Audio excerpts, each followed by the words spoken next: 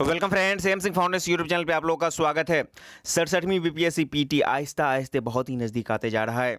अब आपके पास गिनती के दिन बच गए हैं। ऐसे में ज़रूरी हो जाता है कि अब ने आप तक जो तैयारी की है उसको आंकने का कि कितने दूर तक आपकी तैयारी पहुंची है और क्या क्या कमी रह गई है। इसी कड़ी में आज आपके लिए रैंडम प्रैक्टिस सेट 2 के साथ उपस्थित है। इससे पहले भी मैंने एक सेट लाया था और आज वाला जो सेट है वो कैरियर कंचन के प्रैक्टिस सेट पर आधारित है। आप देख सकते हैं कि 18 तारीख को ही ये ये सेट जो हुआ था।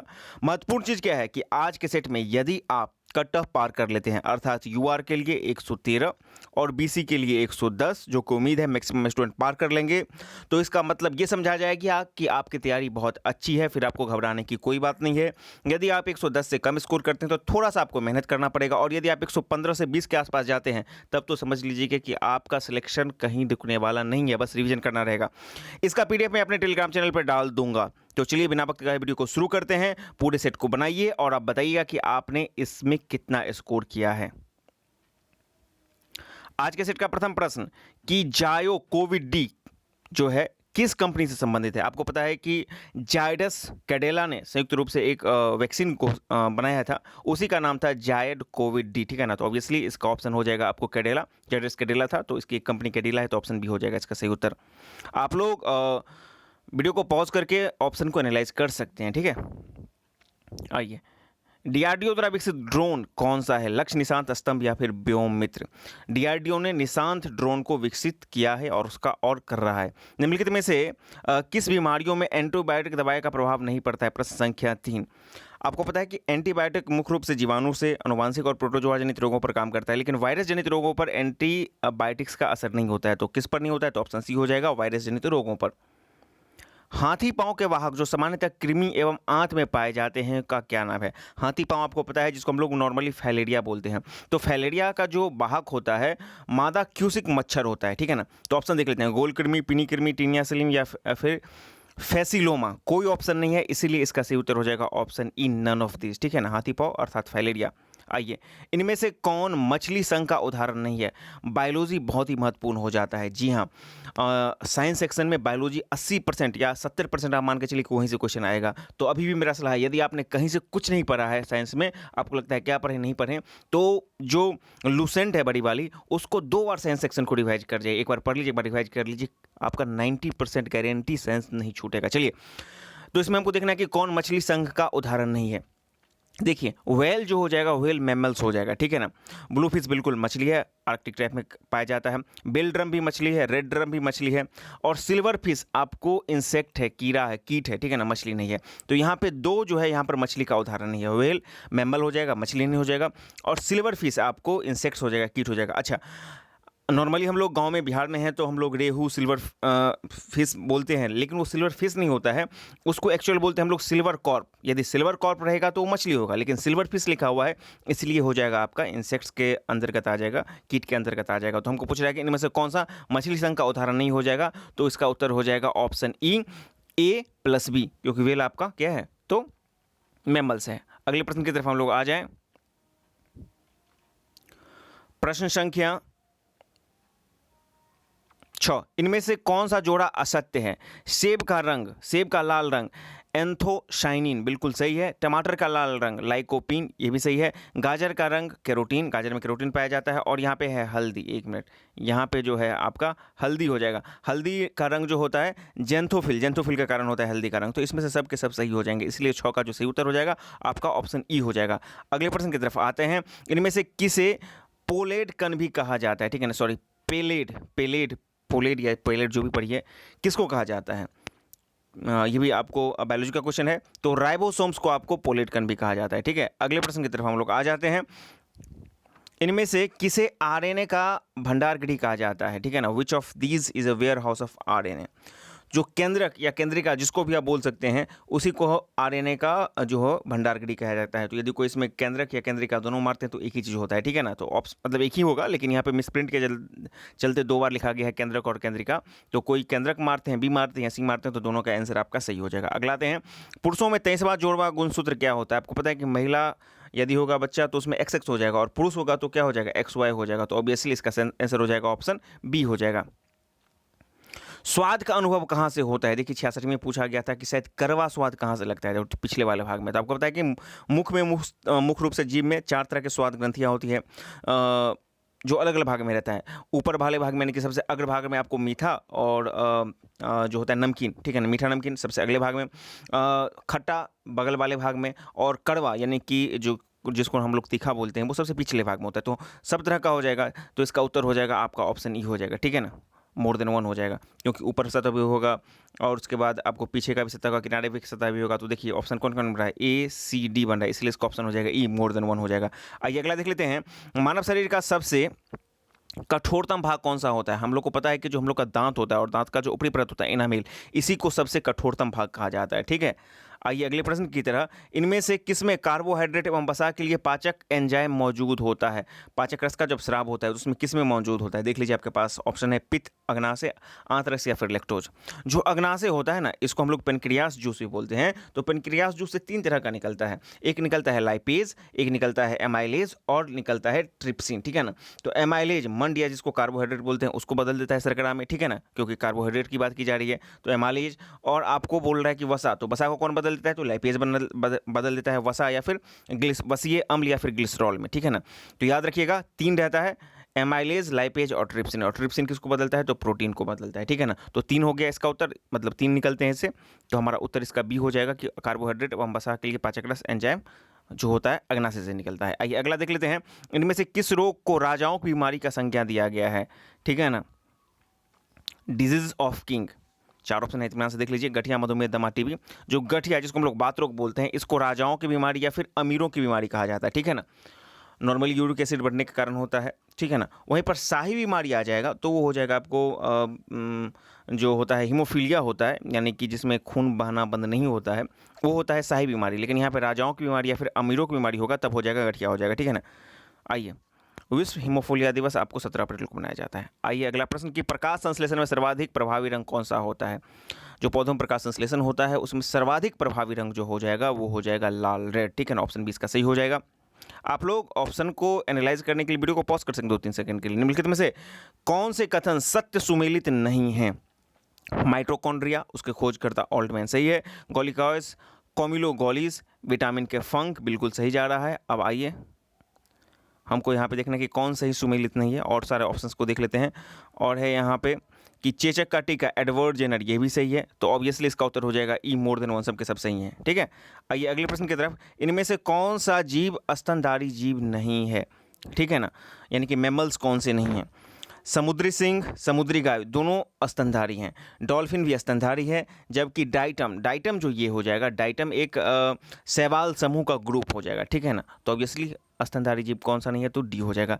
आइए इसमें एक और महत्वपूर्ण चीज़ हम लोग जान लेते हैं। डॉल्फिन तो स्तनपाई, हमको पता है कि व्हेल और ब्लू व्हेल दोनों स्तनपाई है, ये भी हम जानते हैं। समुद्री गाय शाकाहारी होता है। अभी जो आपको पता है कि तमिलनाडु में समुद्री गाय को राजकीय पशु शायद कुछ इस तरह का घोषणा किया गया है, उसको आप लोग देख लीजिए करंट का। और समुद्री सिंह भी हो जाएगा आपको स्तनपाई। लेकिन समुद्री घोड़ा जब आएगा तो वो हो जाएगा आपको मीन, यानी कि फिश वर्ग में आ जाएगा। समुद्री गाय और समुद्री सिंह ठीक है वो स्तनपाई है, लेकिन समुद्री घोड़ा जैसे ही आएगा तो वो समुद्री घोड़ा जो हो जाएगा, समुद्री घोड़ा जो हो जाएगा वो हो जाएगा आपको मीन, यानी कि मछली में आ जाएगा, ठीक है ना? वहीं शार्क भी आपको मछली में आ जाएगा। और डाइटम आपको उसका उत्तर हो जाएगा कि डाइटम जो है वो क्या हो जाएगा कि सूक्ष्मजीवी समूह हो जाएगा। अगला देख लेते हैं कि शाकाहारी किस पोषण स्तर के अंतर्गत आते हैं? नॉर्मली जो अपना खुद भोजन बनाते हैं, यानी कि पेड़ पौधे, पोषण स्तर 1 में होते हैं, लेकिन शाकाहारी जो उससे भोजन अपना प्राप्त करते हैं वो पोषण स्तर 2 में आ जाते हैं। अगला देख लेते हैं। अच्छा, विश्व का सबसे बड़ा पुष्प कौन सा है? विश्व का सबसे बड़ा पुष्प हो जाएगा रेड फिलिशिया, ठीक है? अगला देखते हैं, महिलाओं में पुरुष जैसे लक्षण दिखना क्या कहलाता है? गायनकोमाइसीटिया, विरिलिज्म, क्रिटिनिज्म या फिर मैक्सोडीमा। इसका क्या उत्तर होगा? तो महिलाओं में पुरुषों जैसा जब लक्षण दिखने लगता है तो इसको हम लोग बोलते हैं विरिलिज्म, ठीक है ना? अगला देख लेते हैं कि सामान्यतः आदर्श गैस क्या होता है? आदर्श गैस, नॉर्मल गैस जो होता है, इसका एक फॉर्मूला होता है। जो गैस ताप एवं दाब के सभी परिस्थितियों में चार्ल्स और बॉयल्स के नियम का पालन करती है उसे हम आदर्श गैस कहते हैं, ठीक है ना?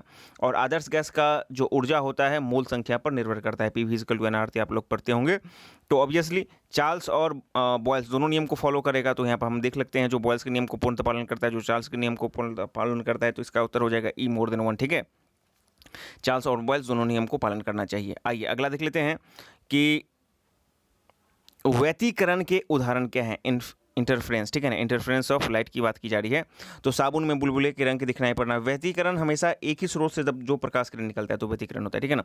तो साबुन के बुलबुलों का रंग रंगीन दिखाई देना बिल्कुल है। जल की सतह पर फैले तेल की परत का रंगीन दिखना ये भी है, और सीढ़ी का रंगीन दिखना ये भी है। तो इसका उत्तर हो जाएगा ई, ऑल थ्री, ठीक है ना, मोर देन वन, ठीक है। इंद्रधनुष बनने का कारण क्या है। इंद्रधनुष तीन चीज़ से होता है। एक तो होता है पूर्णांतरिक परावर्तन, एक होता है अपवर्तन, एक होता है परावर्तन, ठीक है ना। तो यहाँ पे देखते हैं हम ऑप्शन, पूर्ण आंतरिक परावर्तन कहीं पर दिया गया है, नहीं दिया गया है। अपवर्तन और परावर्तन को ही हमको देखना है, तो ऑब्वियसली अपवर्तन और परावर्तन बन रहे थे, ऑप्शन सी इसका सही हो जाएगा। और देखिए अपवर्तन परावर्तन दो बार लिखा गया है, तो यदि कोई सी मारते हैं कोई डी मारते हैं तो दोनों सही है, ठीक है ना। ये मिसप्रिंट से दो बार लिखा गया है, ठीक है। तो कोई सी मारते हैं या डी मारते हैं वो सही होगा, क्योंकि इंद्रधनुष के बनने का कारण ही आपको अपवर्तन और परावर्तन मुख्य रूप से होता है। याद रखिएगा आपको जब दो अपवर्तन और एक परावर्तन होगा तब प्राथमिक इंद्रधनुष बनेगा, और जब दो अपवर्तन और दो परावर्तन हो जाएगा तब वो द्वितीयक इंद्रधनुष बनेगा। आइए अगले प्रश्न की तरफ आ जाते हैं। बेलनाकार लेंस का प्रयोग किस दृष्टि दोष को दूर करने में किया जाता है। जड़ा, अबिंदुकता, निकट या फिर दूर। जो बिंदुकता होता है, ठीक है ना, उसको दूर करने के लिए बेलनाकार लेंस का प्रयोग किया जाता है। इसमें होता क्या है कि लोग हॉरिजेंटल साइड, क्षैतिज वाला देख लेते हैं आराम से, लेकिन वर्टिकल साइड को देखने में उनको दिक्कत होती है। तो इसके लिए बेलनाकार लेंस का प्रयोग किया जाता है। वहीं पर जो जरा दृष्टि यानी कि बुढ़ापे में जो होता है, नज़दीक और दूर दोनों दृष्टि काम नहीं करने लगता है, तो उसके लिए प्रयोग किया जाता है आपको बाइफोकल लेंस का। और आपको पता है निकट दृष्टि के लिए समतल दर्प लेंस, ठीक है ना, अवतल लेंस, और दूरदृष्टि के लिए उत्तल लेंस। तो ये चीज़ हो जाएगा आपको, क्योंकि हमको पूछ रहा है कि बेलनाकार लेंस का, तो बेलनाकार का हो जाएगा आपको अबिंदुकता, ठीक है ना। आइए, बिहार सरकार की प्रमुख ऐप कौन सा है। इंद्रवज्र, आपको पता है कि वज्रपात की सूचना पूर्व में। संजीवनी भी है कोविड के दौरान, हिट कोविड है, माई गवर्नमेंट है। तो एक से अधिक हो जाएगा, ऑप्शन ई इसका हो जाएगा। अगला देख लेते हैं, प्रकाश वर्ष क्या होता है। आपको पता है कि प्रकाश वर्ष का काम होता है दूरी को मापना, तो ऑब्वियसली 25 का क्या हो जाएगा, प्रकाश द्वारा एक वर्ष में चली गई दूरी, ये प्रकाश वर्ष हो जाएगा। अगले प्रश्न की तरफ आ जाते हैं हम लोग। टेफ्लॉन क्या है। कीटनाशक, रोगनाशक, हाइड्रोकार्बन या फिर फ्लोरोक्लोरोकार्बन। तो टेफ्लॉन जो हो जाएगा आपको फ्लोरोक्लोरोकार्बन हो जाएगा। निम्नलिखित में से किसको वुड स्प्रिट कहते हैं। वुड स्प्रिट, आपको मेथनॉल और एथनॉल, जो मेथनॉल होता है उसको हम लोग वुड स्प्रिट कहते हैं, ठीक है ना। अब आइए, शक्कर के किण्वन से क्या बनाया जाता है। अभी बिहार में काफ़ी फेमस है एथनॉल प्लांट, ठीक है ना। तो शक्कर, मक्का, इन सब के किण्वन से आपको क्या बनाया जाता है, एथाइल अल्कोहल, या जिसको एथनॉल बोलते हैं, ठीक है ना। और वुड स्प्रिट क्या हो जाएगा, तो मेथनॉल हो जाएगा, याद रखिएगा। अगले प्रश्न की तरफ आते हैं, यानी कि 28 का जो सही उत्तर हो जाएगा आपका ऑप्शन ए हो जाएगा। अगले प्रश्न की तरफ आते हैं। 29, निम्नलिखित में से कौन सा बहुलक बुलेट प्रूफ वस्त्र बनाने में उपयोग किया जाता है। जो बुलेट प्रूफ वस्त्र बनाने के लिए उपयोग किया जाता है वो पॉलीएमाइड उपयोग किया जाता है। माइका क्या है। माइका, ठीक है ना, माइका बहुत ही फेमस है। माइका जो होता है उष्मा का चालक होता है, लेकिन विद्युत का कुचालक हो जाता है, ठीक है ना। तो ऑप्शन बी इसका सही हो जाएगा। अगला प्रश्न देख लेते हैं हम लोग कि मसालों का बाग के नाम से कौन सा प्रसिद्ध है भारत का, ठीक है ना। देखिए, मसालों का बाग ये उपनाम है, तो केरल को बोला जाता है मसालों का बाग, लेकिन हालिया वर्षों में जो आंध्र प्रदेश है उसने मसाला उत्पादन में केरल को पछाड़ दिया है। निम्नलिखित पदार्थों में से कौन सा पदार्थ खाने के वस्तुओं के परिरक्षण में उपयोग किया जाता है, ठीक है ना। तो इसका सही उत्तर हो जाएगा आपका सोडियम बेंजोएट। सोडियम बेंजोएट का उपयोग किया जाता है फूड प्रिजर्वेशन में। निम्नलिखित में से कौन सा जोड़ा सम्मिलित नहीं है, सही सुमेलित नहीं है। ब्लोअर या इमर्सन, इसमें नाइक्रोम के तार का प्रयोग किया जाता है, सही है। विद्युत बल्ब में टंगस्टन का प्रयोग किया जाता है, ये भी सही है। हेलोजन लाइट में टंगस्टन या सोडियम के मिश्र धातु का प्रयोग होता है, ये भी सही है। और CFG, जिसको क्लोरोफ्लोरेसेंट लाइट कहते हैं, फ्लोरोसेंट लाइट के बोलते हैं, उसमें पारा का इस्तेमाल, मतलब पारा निकलता है। तो ये सब के सब सही हो जाएंगे, इसलिए इसका उत्तर हो जाएगा ई, मोर देन वन। पदार्थों का संवेग दुगुना होने पर गतिज ऊर्जा कितने गुना बढ़ जाता है। आपको पता है कि इसका सही उत्तर हो जाएगा 4 गुना बढ़ जाएगा, ठीक है ना। इसका एक फॉर्मूला होता है KE =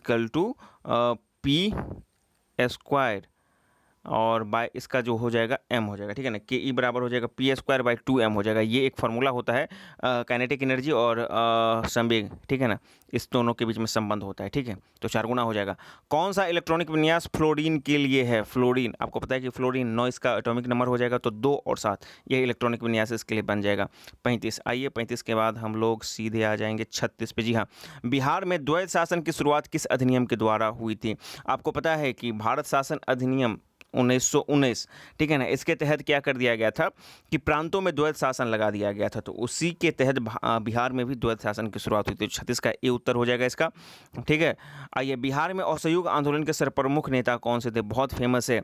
यदि आपको मुख्य रूप से देखा जाए तो सबसे प्रमुख राजेंद्र प्रसाद और हसन इमाम साहब थे, ठीक है ना, लेकिन इनके साथ मजरूल हक, सच्चिदानंदन सिन्हा और ब्रजकिशोर प्रसाद, सबका योगदान था, ठीक है ना। मुख्य नेता तो यही थे, हसन इमाम और राजेंद्र प्रसाद, लेकिन सबका योगदान था। इसीलिए जो 37 का उत्तर हो जाएगा ऑप्शन ई हो जाएगा, मोर देन 1 हो जाएगा, ठीक है। अगला देख लेते हैं कि बिहार में किस भावी नेता के मृत्युदंड की सजा को हाईकोर्ट ने आजीवन काला पानी की सजा में परिवर्तित कर दिया था?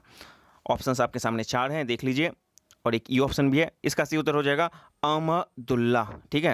अगला देख लेते हैं, अविश्वास प्रस्ताव द्वारा ग्राम प्रधान को हटाए जाने के लिए, जिसको हम लोग बिहार में मुखिया बोलते हैं, ग्राम पंचायत के मतदाताओं की बैठक की अध्यक्षता कौन करेगा? एक समझिए इसका कंसेप्ट। यदि मुखिया अपना त्यागपत्र देगा तो वो जिला पंचायती राज पदाधिकारी को देगा, ठीक है ना। तो ऑब्वियसली जिला पंचायती राज पदाधिकारी होंगे, वही जो है उसकी अध्यक्षता करेगा, ठीक है ना। ऑप्शन सी इसका सही हो जाएगा। आगे आइए कि प्रथम जैन संगति का आयोजन कहाँ पर किया गया था? आपको पता है कि प्रथम जैन संगति पाटलिपुत्रा में किया गया था और दूसरा बल्लाभी में किया गया था। ऑप्शन इसका सही हो जाएगा, ऑप्शन ए, ठीक है। अगला देख लेते हैं कि तृतीय संगम संस्कृति के अंतर्गत तृतीय संगम जो है कहाँ पर आयोजित हुआ था, ठीक है ना, दक्षिणी भारत में। तो पहला हुआ था मदुरई, दूसरा हुआ था आपको कपाटपुरम में, और तीसरा फिर से मदुरई में हुआ था। तो इसका सही उत्तर हो जाएगा आपका ऑप्शन सी हो जाएगा, ठीक है ना। शायद 1850 ईसा पूर्व में हुआ था। आइए, किस शासक द्वारा पाटलिपुत्रा को सर्वप्रथम अपनी राजधानी बनाया गया था? सर्वप्रथम उदयन ने जो है पाटलिपुत्रा को अपनी राजधानी बनाया था। तो ऑप्शन सी इसका सही हो जाएगा। आइए कि विशाखदत्त निम्न में से किसकी रचना लिखी थी? विशाखदत्त आपको पता है कि मुद्रा राक्षस बहुत ही फेमस है। ऑप्शन ए इसका सही हो जाएगा। आइए अगले प्रश्न की तरफ कि निम्न में से किस स्थान पर मध्यपाषाण काल में पशुपालन के प्रमाण प्राप्त हुए हैं? मध्यपाषाण काल नॉर्मली 5500 ईसा पूर्व माना जाता है, ठीक है ना। जो बागौर राजस्थान है और आदमगढ़ यानी कि मध्य प्रदेश में है। इस दोनों स्थान पे मध्यपाषाण काल के पशुपालन के प्रमाण मिले हैं। तो इसीलिए इसका उत्तर हो जाएगा ऑप्शन ई हो जाएगा, मोर देन 1, क्योंकि बी और डी दोनों बन रहा है। बागौर जो बन रहा है, बागौर कहाँ का है? तो बागौर जो हो जाएगा आपका हो जाएगा राजस्थान का बागौर, और आदमगढ़ जो हो जाएगा वो मध्य प्रदेश का हो जाएगा। अगले प्रश्न की तरफ आते हैं, अजंता की गुफाएं किस नगर में है? अजंता एलोरा आपको पता है कि बहुत फेमस है, औरंगाबाद महाराष्ट्र, ठीक है। जबकि एलिफेंटा हो जाएगा वो हो जाएगा मुंबई में। आइए अगले प्रश्न की तरफ चलते हैं। निम्नलिखित में से कौन सा सुधार राजा टोडरमल के द्वारा पेश किया गया था? भूमि माप, दहसाला प्रणाली, करोड़ी प्रणाली या एकता प्रणाली? तो दहसाला प्रणाली का शुरुआत किया गया था, सबको पता है, लेकिन अकबर के समय में जो शेरशाह द्वारा माप था, रस्सी माप का प्रणाली था, उसके स्थान पर जरीब को लाया गया था। तो उसमें भी आपको राजा टोडरमल का योगदान था। तो इसीलिए इसका बी और सी दोनों बन रहा है, इसलिए इसका जो उत्तर हो जाएगा ई, मोर देन 1 हो जाएगा। आइए अगले प्रश्न की तरफ कि आइन उल मुल्क मुल्तानी को निम्नलिखित में से आइन उल मुल्क मुल्तानी, एक मिनट इसको थोड़ा सा इतना पर कर लें, आइन उल मुल्क मुल्तानी को निम्नलिखित में से किस शासक के अधीन सेवा नहीं की है? अलाउद्दीन खिलजी, मोहम्मद बिन तुगलक, फिरोज तुगलक या फिर इल्तुतमिश? तो इन तीनों के ए बी सी में सेवा की है, लेकिन डी में इन्होंने सेवा नहीं की। तो इसका उत्तर हो जाएगा डी, इल्तुतमिश, ठीक है ना। आइए, किसने यूरोपियन नील बागान मालिकों द्वारा किसानों के शोषण की तरफ गांधी जी का ध्यान आकर्षित किया था? बहुत फेमस है, राजकुमार शुक्ल जी।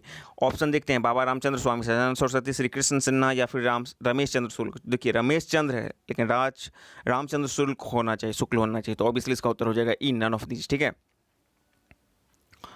इंडियन ओपिनियन पत्रिका के प्रथम संपादक कौन थे? इंडियन ओपिनियन महात्मा गांधी जी द्वारा था, तो लेकिन संपादक किसके थे?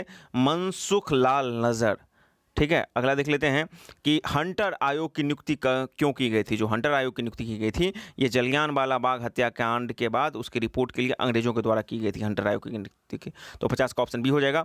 51 कामागाटामारू किसके लिए प्रसिद्ध है? जो जहाज है, आपको पता है ना कि जहाज फेमस था, एक जलपोत था जिस पर कि आए थे स्वतंत्रता सेनानी सब आए थे, लेकिन उनको लौटा दिया गया था, उसमें काफ़ी लोगों की मृत्यु भी हो गई थी। जापान से ये चला था। आइए अगला देख लेते हैं कि ब्रिटिश हाउस ऑफ कॉमन्स के लिए चुनाव लड़ने वाले पहले भारतीय कौन थे? तो दादा भाई नौरोजी हो जाएंगे, ऑप्शन ए। और आइए कि महात्मा गांधी ने 1922 में असहयोग आंदोलन क्यों वापस ले लिया था? आपको पता है कि जो चौड़ा चौड़ी कांड हो गया था, ठीक है ना, उसके बाद मतलब कि 5 फरवरी 1922 को होता है और उसके बाद ये 10-11 फरवरी को वापस ले लेते हैं, ठीक है ना। तो इसका जो सही उत्तर हो जाएगा ऑप्शन सी हो जाएगा। अगला देख लेते हैं कि हाँ, पूना समझौता का उद्देश्य क्या था? जो पूना पैक्ट हुआ था महात्मा गांधी और बी.आर. अम्बेडकर के बीच में हुआ था, और पूना पैक्ट का मुख्य उद्देश्य था दलितों को प्रतिनिधित्व प्रदान करना। तो ऑप्शन 20 का सही उत्तर हो जाएगा। आइए अगले प्रश्न की तरफ चलते हैं। प्रश्न संख्या 55 बोल रहा है कि क्रांतिकारियों की मृत्यु के संदर्भ में निम्नलिखित में से कौन सा क्रम सही है? सबसे पहले किसकी मृत्यु हुई थी या फांसी हुई थी? तो देख लीजिए, खुदीराम बोस, अशफाकुल्ला खान, भगत सिंह और फिर चंद्रशेखर।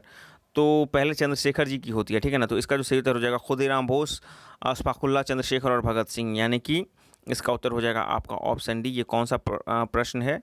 ये प्रश्न संख्या है 55। 55 का जो सही उत्तर हो जाएगा आपका ऑप्शन डी हो जाएगा, ठीक है ना। 55 का ऑप्शन डी हो जाएगा। आइए अगले प्रश्न की तरफ। 56 बोला कि निम्नलिखित में से कौन सा क्रांतिकारी गतिविधियों से संबंध पत्रिका नहीं है? युगांतर, वरेंद्र कुमार घोष बिल्कुल है, संध्या भी है, काल परम्पाजे का है, ये भी सही है, लेकिन अमृत बजाज पत्रिका ये नहीं है। देखिए, अमृत बजाज पत्रिका जो था ये एक नॉर्मल सा पत्रिका था जो राष्ट्रवादी विचारधाराओं से ओतप्रोत चीज़ें लिखती थी, लेकिन मुख्य रूप से ये क्रांतिकारी गतिविधियों की पत्रिका नहीं थी। और इसी पर जो है वर्नाकुलर प्रेस एक्ट लगा दिया गया था। मोतीलाल घोष और शिशिर कुमार घोष जो थे, इस दोनों के द्वारा इसको शुरू किया गया था। तो ये आपको क्रांतिकारी से संबंधित पत्रिका नहीं थी। आइए, अग्र या फॉरवर्ड नीति का संबंध किस गवर्नर जनरल से है? कर्जन, मेयो, लीटन या फिर वेलेल्जी? तो लॉर्ड लिटन के संबंध है। आपको किसका संबंध है? अग्र नीति यानी कि फॉरवर्ड नीति, ठीक है ना। अगला देखते हैं, निम्नलिखित में से कौन सा कथन सही नहीं है? आइए, बोल रहा है कि भारत शासन अधिनियम 1935 के प्रावधानों के अनुरूप बर्मा को भारत से अलग कर दिया गया। बिल्कुल सही बात है। उसके बाद मतलब बोलता है कि वर्तमान में भारत के राष्ट्रपति को अध्यादेश निर्गत करने की शक्ति भारत शासन अधिनियम 1935 से प्रेरित है। ये भी सही है। भारत शासन अधिनियम 1935 में भारत के लिए एक लिखित संविधान का प्रावधान किया गया था। और अंतिमा है कि भारत शासन अधिनियम 1935 में पहली बार प्रांतीय स्तर पर द्विसदनीय विधानमंडल की स्थापना की। ये द्विसदनीय विधानमंडल, ठीक है ना। तो ऑप्शन सी वाला जो है ना कि लिखित संविधान का प्रावधान था, वो नहीं था। तो ऑप्शन सी इसका गलत हो जाएगा कि लिखित संविधान का प्रावधान नहीं था, बाकी सब था, या नहीं। यानी कि ये हो जाएगा the government of India act 1935 made a provision for written constitution for India. ये जो है स्टेटमेंट गलत हो जाएगा, बाकी सबके सब सही हो जाएंगे। चलिए अगले प्रश्न की तरफ आए। निम्नलिखित में से कौन सा अधिनियम वायसराय को आपातकालीन परिषद में संस्तुति के बिना अध्यादेश जारी करने की शक्ति प्रदान करती थी, जिसकी अवधि 6 माह की होती थी? भारत परिषद अधिनियम 1861, ठीक है। आइए, किसी राज्य के गवर्नर के संबंध में निम्नलिखित कथनों पर हम लोग को विचार करना है। पहला बोल रहा है कि उसे राष्ट्रपति नियुक्त करते हैं। बिल्कुल सही बात है। राष्ट्रपति की इच्छानुसार वो अपने पद पर रह सकते हैं। ये भी सही है। उन्हें राज्य के कार्य पालिका शक्ति निहित होती है। ये भी सही है। समानता 5 वर्षों के लिए होती है। देखिए, राष्ट्रपति की इच्छानुसार रहते हैं, लेकिन ठीक है, नॉर्मली वो 5 वर्ष के लिए रहते हैं। तो इसका सब के सब चारों सही हो जाएंगे। बीपीएससी में यदि ऊपर लिख देगा मेन क्वेश्चन में, तो आपको ये समानता 5 वर्ष वाला नहीं लिखेगा, लेकिन यदि लिख भी देता है तो उसको मानते रहिए। ये एक नॉमिनल बात की जाए, ठीक है, लेकिन उनके इच्छानुसार, राष्ट्रपति की इच्छानुसार ही राज्यपाल अपने पद पर रहते हैं, ठीक है। तो इसका उत्तर हो जाएगा डी, सभी चारों, ठीक है। अगले प्रश्न की तरफ चलें कि प्रांतीय कांग्रेस समिति एवं बिहार प्रांतीय संघ संयुक्त बैठक 13 जुलाई 1919 को कहां पर हुई थी? ये जो बैठक हुई थी 13 जुलाई 1919 को प्रांतीय कांग्रेस समिति एवं बिहार प्रांतीय कांग्रेस समिति की पटना में हुई थी, ठीक है। अगला देख लेते हैं कि बिहार में लेटराइट मृदा किस भाग में पाया जाता है? ठीक है ना। छोटा नागपुर के पठार के उत्तरी भाग में, गंगा के दक्षिणी मैदान, गंगा के उत्तरी मैदान, या फिर तराई क्षेत्र में। जो लेटराइट मृदा होता है छोटा नागपुर पठार के उत्तरी भाग में पाया जाता है, ठीक है। और बिरसा मुंडा के नेतृत्व में आदिवासी जनजातीय आंदोलन शुरू कब हुआ था? ये 1800 95 में शुरू हुआ था, ठीक है ना, और 1890 के आसपास जाते जब उनको गिरफ्तार कर लेगा तो ये खत्म भी हो जाता है। अगला प्रश्न देख लेते हैं कि बिहार में उत्तरी गंगा मैदान निम्नलिखित में से किस मृदा में मतलब बिहार के उत्तरी गंगा के मैदान में निम्नलिखित में से कौन सी मृदा नहीं पाई जाती है? नवीन जलोढ़ पाई ही जाती है, दलदली भी पाई जाती है, बलसुंदरी भी पाई जाती है, लेकिन बलथर मिट्टी नहीं पाई जाती है। बलथर जो है आपको तराई क्षेत्र में पाई जाती है, तो 64 का उत्तर डी हो जाएगा, ठीक है। अगला देख लेते हैं कि बिहार में गुप्त शक्ति के संगठन का श्रेय किसे दिया था? गुप्त शासक तो थे, उसके शक्ति का संगठन का जो श्रेय जाता है चंद्रगुप्त द्वितीय को जाता है। ऑप्शन 20 का सही हो जाएगा। अगला देख लेते हैं कि खिलाफत आंदोलन के क्रम में किस महिला नेता सक्रिय रही थी? खिलाफत आंदोलन के क्रम में कौन सी महिला नेता सक्रिय रहीं? बी अम्मा, आसफ अली, लेडी असीम इनाम या फिर सरोजिनी नायडू? बी अम्मा, ठीक है, इसका सही उत्तर हो जाएगा। आइए, बिहार राज्य का कर प्राप्तियों में सर्वाधिक योगदान किस मद का होता है? स्टाम्प, निबंधन, बिक्री व्यापार आदि या फिर राज्य उत्पादन शुल्क या फिर वाहन शुल्क? तो इसमें होता है बिक्री व्यापार आदि कर, जो ठीक है ना, इसको हम लोग बोलते हैं tax on sales and business ETC, ठीक है ना। अगला देख लेते हैं कि चंपा जो जनपद थी इसकी राजधानी कहाँ पर थी? चंपा किस महाजनपद की राजधानी थी? तो अंग की हो जाएगी चंपा, ठीक है ना। प्रसिद्ध यूनानी राजदूत मेगास्थनीज भारत में किसके दरबार में आए थे? ये आए थे आपको चंद्रगुप्त मौर्य के दरबार में, ठीक है ना। वह स्तूप स्थल जिसका संबंध भगवान बुद्ध के जीवन के किसी घटना से नहीं है, वो देखिए सारनाथ आपको पता है कि प्रथम उपदेश दिए थे, बोधगया में इनको ज्ञान, कुशीनगर में इनकी जो है ध्यानवास इनकी मृत्यु होता है। सांची से इनका कोई संबंध नहीं था, ठीक है ना, जीवन के घटना चक्र का। तो 70 का जो उत्तर हो जाएगा बी हो जाएगा। सांची में भी है, उसको अशोक ने बनाया था, ठीक है। अगला देख लेते हैं 70 के बाद आइए 71। गांधी इरविन समझौता में किसने मध्यस्थ की भूमिका निभाई थी? ठीक है ना। तो गांधी इरविन समझौता में जो तेज प्रताप बहादुर सप्रू थे, इन्होंने महत्वपूर्ण भूमिका निभाई थी।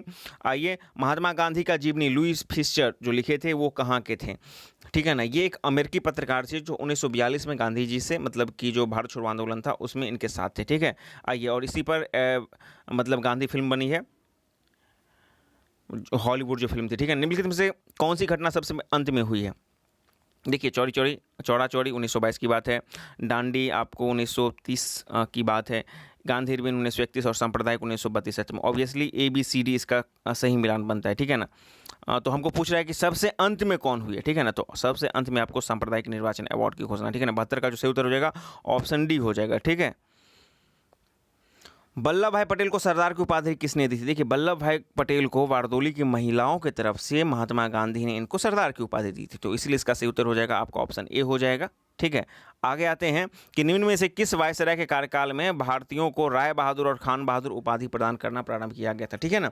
लिटन, रिपन, मेयो या फिर डफरिन? जो लिटन थे उनके कार्यकाल में ये उपाधियों का देने के सिलसिला प्रारंभ हुआ था।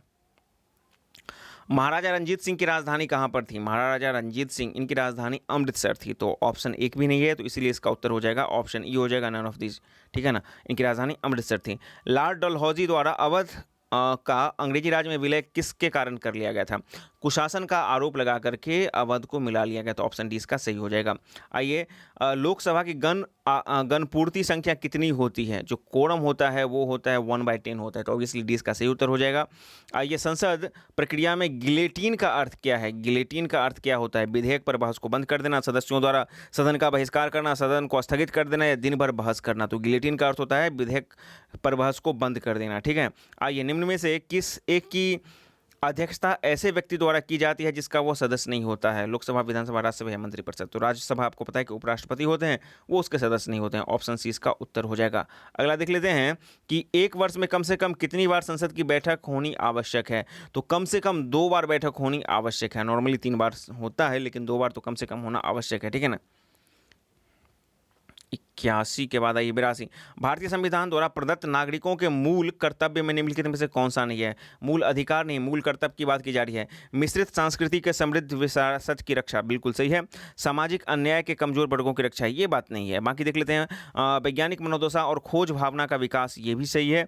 और है कि व्यक्तिगत और सामूहिक कार्यकलाप से सभी क्षेत्रों में उत्कृष्टता के लिए प्रयत्न करना। तो कौन सा मूल कर्तव्य नहीं है इसमें? तो केवल 2 हो जाएगा, यानी कि जो इसका जो सही उत्तर हो जाएगा राशि का वो हो जाएगा ऑप्शन बी हो जाएगा कि केवल 2 सामाजिक अन्य कमजोर वर्गों की रक्षा। ये मौलिक कर्तव्य में नहीं है, मौलिक कर्तव्य आपको कुल 11 गो हैं वर्तमान में, ठीक है। आते हैं, निम्नलिखित में से कौन सा एक सही सुमिलित नहीं है? राज्य के नीति निर्देशक तत्व से है। अनुच्छेद 29-40 का ये समान काम एवं निःशुल्क विधिक सहायता, बिल्कुल सही है। 40 ग्राम पंचायतों का गठन, ये भी सही है। अनुच्छेद 44 समान नागरिक संहिता, ये भी सही है। 48 न्यायपालिका का कार्यपालिका से पृथक्करण, देखिए ये अनुच्छेद 50 में है, ठीक है ना। जबकि 48 बोलता है वन्य एवं पशु जीवों का रक्षा, ये सब चीज़ है, ठीक है ना। और 48 का एक वन्य पर्यावरण की रक्षा, और 48 शायद पशुपालन एवं कृषि है, ठीक है। तो हमको पूछ रहा है कि कौन इसमें गलत है, तो डी हो जाएगा। अशोक मेहता समिति जो पंचायती राज के संबंध में संस्तुति प्रदान की थी 1977 में, तो इन्होंने क्या मतलब किस स्तर की संस्तुति की थी? तो द्विस्तरीय, ठीक है ना, जबकि बलवंत राय मेहता त्रिस्तरीय। आइए 84 के बाद, संविधान सभा द्वारा स्थापित मौलिक अधिकारों और अल्पसंख्यकों हेतु सलाहकार समिति के अध्यक्ष कौन थे? पंडित नेहरू, BN राव, अंबेडकर या फिर सरदार पटेल? सरदार पटेल थे अल्पसंख्यक हेतु सलाहकार समिति के अध्यक्ष, ठीक है ना। अगला देख लेते हैं कि निम्न में से कौन सा संवैधानिक निकाय नहीं है? संवैधानिक निकाय संघ लोक सेवा आयोग, बिल्कुल सही है।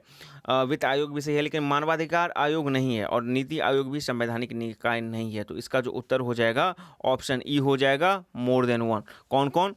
सी और बी, ठीक है ना, सी और बी संवैधानिक निकाय नहीं है। अगला आते हैं कि भारत में सर्वोच्च न्यायालय के निर्णय के संबंध में निम्न में से क्या सही है? सर्वोच्च न्यायालय अपने निर्णय को परिवर्तन करने का अधिकार है, बिल्कुल सही है। सर्वोच्च न्यायालय को अपने निर्णय को परिवर्तन करने का अधिकार नहीं, गलत है। न्यायिक मतलब जो है ना, आप जानते हैं कि रिव्यू पिटीशन फिर से दायर किया जाता है। केवल भारत के मुख्य न्यायाधीश को निर्णय परिवर्तन करने का अधिकार है, ये भी गलत है।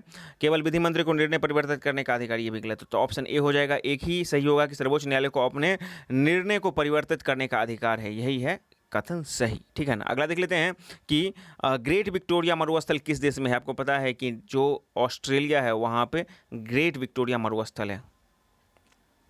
89 बोला है कि निम्नलिखित देश में से किस देश को हिंद महासागर की मोती भी कहा जाता है? आपको पता है हिंद महासागर की मोती किसे कहा जाता है? तो श्रीलंका को बोला जाता है हिंद महासागर की मोती, ठीक है। आइए, पृथ्वी के सबसे निकटतम तारा क्या है?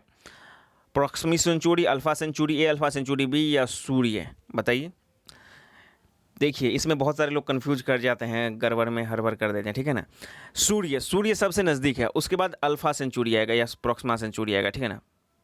प्रॉक्सिमा सेंचुरी उसके बाद आएगा, तो सबसे पहले सूर्य हो जाएगा, ठीक है ना। तो ऑप्शन सी है, और उसके बाद आप देख लीजिएगा प्रॉक्सिमा या अल्फा में से एक बार देख लीजिएगा। आइए, एनु जनजाति निम्नलिखित में से किस देश में पाई जाती है? एनु जनजाति जो है आपको जापान में पाई जाती है, ए। और निम्नलिखित में से कौन सा एक प्राकृतिक रबर का सबसे बड़ा उत्पादक है? इंडोनेशिया, भारत, चीन या फिर थाईलैंड? या ऑप्शन ई, जो थाईलैंड है ये प्राकृतिक रबर का सबसे बड़ा उत्पादक है। आइए, भारत में कौन सा राज्य यूरेनियम का सबसे बड़ा उत्पादक है? यूरेनियम का सबसे बड़ा उत्पादक जो भारत में होगा वो होगा आपका आंध्र प्रदेश होगा। और निम्नलिखित में से कौन सा भारत का पहला जैविक राज्य है? जैविक राज्य आपको पता है सिक्किम है। आइए, निम्नलिखित में से किस देश के साथ भारत अपनी सबसे छोटी अंतर्राष्ट्रीय सीमा साझा करता है? अफगानिस्तान के साथ, जबकि सबसे बड़ी हो जाएगी आपको बांग्लादेश के साथ, ठीक है ना। निम्नलिखित में से कौन सा उत्तर से दक्षिण की ओर हिमालय का पर्वत श्रृंखला है? ऊपर से आपको आना है, ठीक है ना। तो काराकोरम हो जाएगा, फिर लद्दाख हो जाएगा, जौस्कर और पीर पंजाल हो जाएगा, ठीक है। आइए, कि निम्नलिखित में से कौन सा भारत में सर्वाधिक पाई जाने वाली मृदा का प्रकार है? काली, लाल, लेटराइट या फिर जलोढ़ मिट्टी, ठीक है। 97 का जो सही उत्तर हो जाएगा आपका ऑप्शन डी हो जाएगा। आइए, निम्नलिखित में से कौन एक खरीफ फसल नहीं है? चावल, गेहूं, जूट, सोयाबीन? गेहूं नहीं होगा। निम्नलिखित में से कौन फुटलूज उद्योग का उदाहरण नहीं है? फुटलूज उद्योग वो होते हैं जिनको कहीं पर भी स्थापित किया जा सकता है, मतलब उसके कच्चे माल से दूरी पर उसका कोई फर्क नहीं पड़ता है, ठीक है ना। तो कंप्यूटर विनिर्माण, स्मार्टफोन असेंबलिंग, चीनी मिल, घड़ी भी, सब के सब हो जाएंगे। तो इसका सही उत्तर हो जाएगा ऑप्शन ई हो जाएगा, ठीक है ना। आइए अगले प्रश्न की तरफ कि निम्नलिखित में से कौन सी नदी बिहार के मैदानी भाग को 2 शाखाओं में विभाजित करती है? आपको पता है कि जो बीच से गुजरती है गंगा, वो 2 भाग में विभाजित कर देती है। और सबसे पहला स्टॉक एक्सचेंज कहाँ पर खोला गया? जो एंटवर्प था वहाँ पर सबसे पहला स्टॉक एक्सचेंज खोला गया था। ऐसा व्यक्ति जो भविष्य में शेयर की कीमतों में गिरावट का अनुमान लगाता है और इसीलिए अपने शेयर बेच देता है और लाभ कमाता है, इसे क्या कहते हैं? बुल और बियर। बियर हमेशा रहता है कि बुल हमेशा रहता है कि उठेगा दाम तब हम बेचेंगे, और जो बियर होता है वो पहले ही बेच देता है। तो इसका उत्तर हो जाएगा ए, बियर हो जाएगा, ठीक है ना। आइए, जब किसी घरेलू मुद्रा का विनिमय दर में उसकी सरकार द्वारा किसी विदेशी मुद्रा की तुलना में कटौती की जाती है तो इसे क्या बोलते हैं? इसको बोला जाता है अवमूल्यन। ऑप्शन सी इसका सही हो जाएगा, अवमूल्यन, ठीक है ना। आइए अगला प्रश्न कि अंतर्राष्ट्रीय मुद्रा कोष का मुख्यालय कहाँ पर है? बहुत फेमस है, आपको पता है कि यूएसए में है, लेकिन यूएसए में कहाँ पर है? तो Washington DC, USA. Option D इसका सही हो जाएगा। निम्नलिखित में से कौन सा देश वर्ष 2020 में सोने का सर्वसा बड़ा उत्पादक था? तो सबसे बड़ा उत्पादक सोना का हो जाएगा चीन, जबकि भंडारण में वर्तमान की स्थिति ये है ऑस्ट्रेलिया में ज़्यादा है, और उत्पादन कौन कर रहा है? चीन ज़्यादा कर रहा है, ठीक है ना। आइए, निम्नलिखित में से कौन सा वर्ष 2021 में भारत का सबसे बड़ा व्यापारिक साझेदार रहा? जो अभी हाल ही में मई 2022 में रिपोर्ट आई है उसके अनुसार वित्तीय वर्ष 2021 में भारत का सबसे बड़ा व्यापारिक साझेदार संयुक्त राज्य अमेरिका रहा है, ठीक है ना। निम्नलिखित में से कौन सी 8 कोर उद्योगों में शामिल नहीं है? देखिए, सीमेंट और इस्पात शामिल है, लेकिन खाद और एल्युमिनियम ये दोनों शामिल नहीं है। तो इसका उत्तर हो जाएगा ई, नन ऑफ, मतलब मोर देन वन, ठीक है ना। और 8 कोर उद्योग में आपको रिफाइनरी, बिजली, स्टील, कोयला, कच्चा तेल, प्राकृतिक गैस, सीमेंट, उर्वरक ये सब के सब शामिल होते हैं, ठीक है। आइए, केंद्रीय बजट 21-22 में भारतीय वस्त्र उद्योग को विश्व स्तरीय प्रतिस्पर्धा बनाने के लिए निम्नलिखित में से किस योजना की शुरुआत की गई है? वस्त्र उद्योग के लिए आपको पता है कि पीएम मित्र योजना की शुरुआत की गई है। 7 इसके अंतर्गत जो है इसके आधार हैं, ठीक है ना। अगला देख लेते हैं कि वर्ष 2021 में भारत का सौर ऊर्जा कुल स्थापित क्षमता के संदर्भ में निम्नलिखित में से कौन सा राज्यों का सही अवरोही क्रम है? राजस्थान सर्वाधिक है, 10 गीगावाट वहाँ पर है। उसके बाद कर्नाटक और गुजरात, तो ये आपका ऑप्शन सही हो जाएगा। अगला देख लेते हैं कि प्रशुल्क एवं व्यापार का सामान्य समझौता गेट, GATT को एक बहुपक्षीय व्यापार प्रणाली की शुरुआत की, जिसके परिणाम स्वरूप निम्नलिखित में से किस संगठन की स्थापना हुई थी? आर्थिक सहयोग और विकास संगठन, एशियाई विकास बैंक, बहुपक्षीय निवेश गारंटी, या फिर विश्व व्यापार संगठन WTA? यही GATT के स्थान पर बना है, ठीक है ना, WTA विश्व व्यापार संगठन। आइए अगला प्रश्न की वित्त मंत्री ने भारत के प्रथम 3D मुद्रित घर का जो है कहाँ पर उद्घाटन किया था? 3D मुद्रित घर का उद्घाटन किया गया था IIT मद्रास में। वहीं पे 3D मुद्रित जो होगा ईंट हो जाएगा, तब हैदराबाद होगा, हैदराबाद। लेकिन इस प्रश्न का उत्तर हो जाएगा IIT मद्रास, यहाँ पे 3D मुद्रित घर का, ठीक है ना। अगला देख लेते हैं, संयुक्त राष्ट्र प्रेस स्वतंत्रता के महत्व को उजागर करने के लिए प्रतिवर्ष विश्व प्रेस स्वतंत्रता दिवस मनाया जाता है। विश्व प्रेस स्वतंत्रता दिवस के संबंध में सही बातों को पहचान करना है। विश्व प्रेस स्वतंत्रता दिवस 3 मई को सालाना मनाया जाता है, बिल्कुल सही बात है। 2021 का विषय information is a public good, ये भी सही है। और 3 है कि फिलीपींस की मारिया रेसा और ने गुरलोमेना केना वर्ल्ड प्रेस फ्रीडम अवार्ड 2021 जीता, ठीक है ना। तो इसके सब के सब सही हो जाएंगे, ठीक है ना। इसलिए 112 का जो सही उत्तर हो जाएगा आपका हो जाएगा ऑप्शन ई हो जाएगा, ठीक है ना। ऑप्शन ई हो जाएगा, ऑल आर ट्रू, ठीक है ना। ऑप्शन, आइए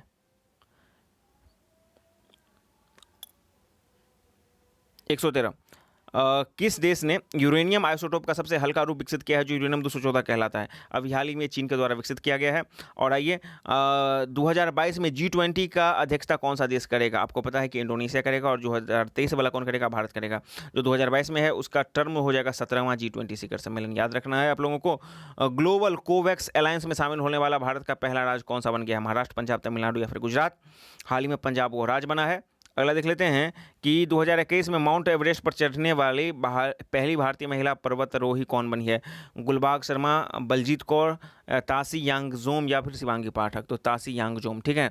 अगला देखिए कि किस राज्य सरकार ने पश्चिमी घाट के अंबोली क्षेत्र को इस क्षेत्र में दुर्लभ मीठे पानी की मछली सिस्टूरा हिरण्यकेसरी की उपाधि के लिए जैव विविधता विरासत स्थल को घोषित किया? अंबोली कहाँ पर हो जाएगा? महाराष्ट्र हो जाएगा। ऑप्शन 20 का सही हो जाएगा।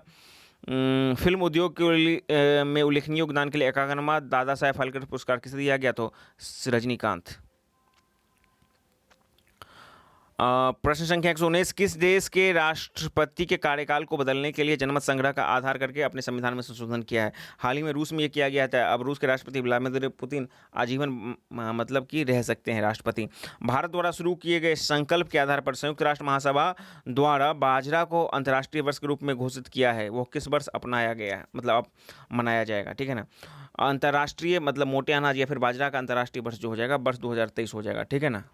अगला देख लीजिए, हाल ही में मार्च 2021 में एक ओवर में 6 छक्के मारने वाले अंतर्राष्ट्रीय क्रिकेट के इतिहास में तीसरे बल्लेबाज कौन बन गए हैं? करीन पोलार्ड बन गए हैं। आइए, वर्तमान 21 मार्च 21 यानी कि मार्च 2021 के अनुसार कौन सा देश भारत का सबसे बड़ा व्यापारिक भागीदारी है? तो चीन था। इनके पिछले वर्ष का डाटा है, मार्च 2021 की बात इसीलिए की जा रही है। तो इसके अनुसार मार्च 21 की बात की जा रही है, तो उससे पिछले यानी कि उस पिछले वाले वित्त वर्ष के अनुसार जो है चीन था, और इस वाले में, ठीक है ना, और जो होगा आपको कौन होगा? यूएसए हो जाएगा। 2022 में यूएसए। यूनिसेफ द्वारा कोविड-19 a threat to progress against child marriage में कहा गया है कि 2030 तक अतिरिक्त 10 मिलियन बाल विवाह का खतरा है। संयुक्त राष्ट्र में सतत विकास लक्ष्यों को तहत बाल विकास को समाप्त करने का लक्ष्य कब रखा गया है? तो ये लक्ष्य रखा गया है आपको 2030 तक, ठीक है। अगला देख लेते हैं कि मार्च 2021 में वस्तुतः आयोजित, मतलब वर्चुअली आयोजित चौथे वैश्विक आयुर्वेदिक महोत्सव 2021 की अध्यक्षता किसने की थी? ये हुआ था आपको केरल में हुआ था, और वी मुरलीधरन जो थे ये राज्य मंत्री थे सांस्कृतिक या कुछ इस तरह के, तो इनके द्वारा ये किया गया था, ठीक है ना। आइए कि मुख्यमंत्री नीतीश कुमार अब तक कितनी बार मुख्यमंत्री के पद की जो है पद को संभाला है या शपथ ली है? तो 8 बार, ठीक है ना। अगला देख लेते हैं कि हाल ही में बिहार के किसे किरण मैथिली सेवी सम्मान से सम्मानित किया गया है? जितेंद्र नारायण झा, मुकेश अवस्थी, विपुल नारायण या फिर सौरभ संघली? जितेंद्र नारायण झा को। अगला देख लेते हैं कि बिहार राज्य विधि आयोग अध्यक्ष हाल ही में किसे नियुक्त किया गया है? ये नियुक्त किया गया है अजना मिश्री या अजना मिश्रा को, ठीक है ना। ऑप्शन सी इसका सही हो जाएगा। अगला देख लेते हैं कि बिहार की पहली महिला उप मुख्यमंत्री रेणु देवी किस विधानसभा क्षेत्र से संबंधित है? सिवान, कटिहार, अररिया, फिर बेतिया? या ऑप्शन ई, इसका सही उत्तर हो जाएगा ऑप्शन डी, बेतिया से है, ठीक है ना। अगला देखते हैं कि बिहार के किस जिले में खेल विश्वविद्यालय स्थापित किए जाने की घोषणा की गई है? आपको पता है कि बहुत फेमस है, राजगीर में की गई है खेल विश्वविद्यालय, ठीक है।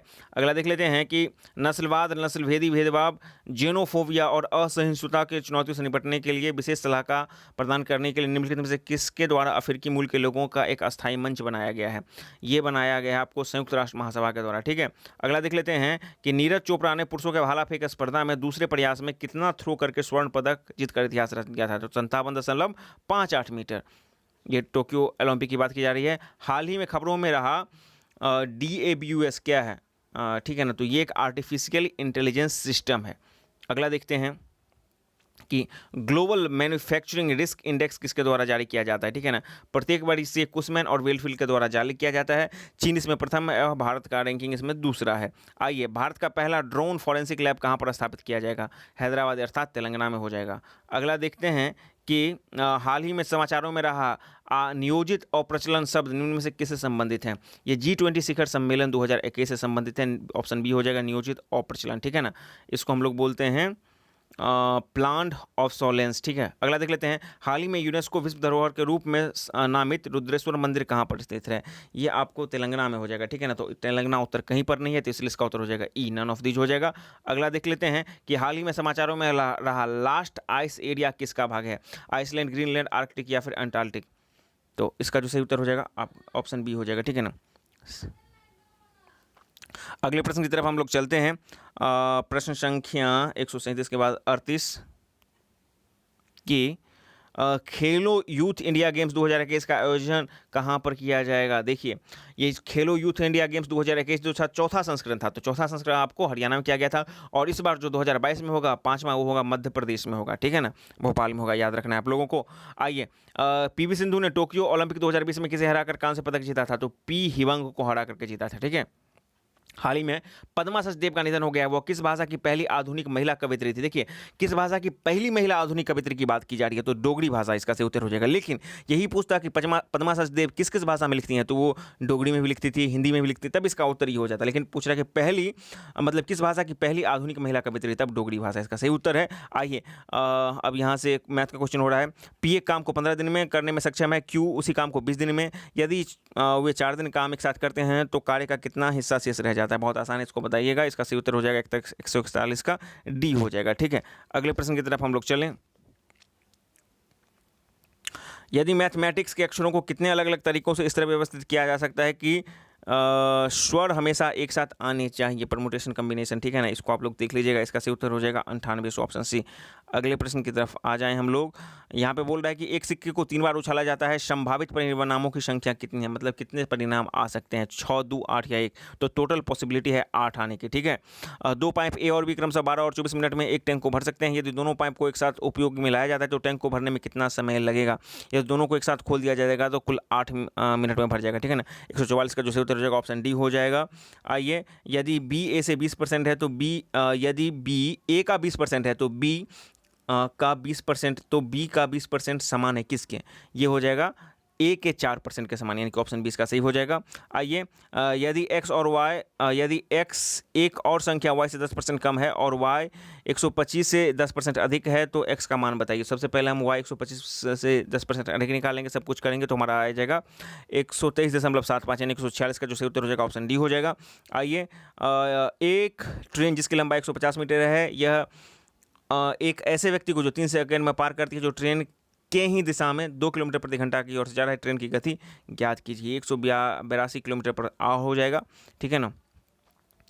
आइए, यहाँ पे बोल रहा है कि ये क्वेश्चन है 481 प्लस 426 इंटू 2 और -4 इंटू 481 इंटू 226, इसका उत्तर क्या होगा। इसका उत्तर हो जाएगा, आपको पूरा अर्थमेटिक ऐड कीजिएगा तो इसका जो सही उत्तर हो जाएगा 148 का, वो सी हो जाएगा 30-25, ठीक है ना। और यहाँ पे हमको एक सीरीज है, इसमें देखना है, सॉरी इसमें जोड़ करना है हमको, ठीक है ना। 12, 10, 22, 10, 32, 10, 42, तो कितना होगा, तो जोड़ देंगे तो सबको 570 हो जाएगा, ठीक है।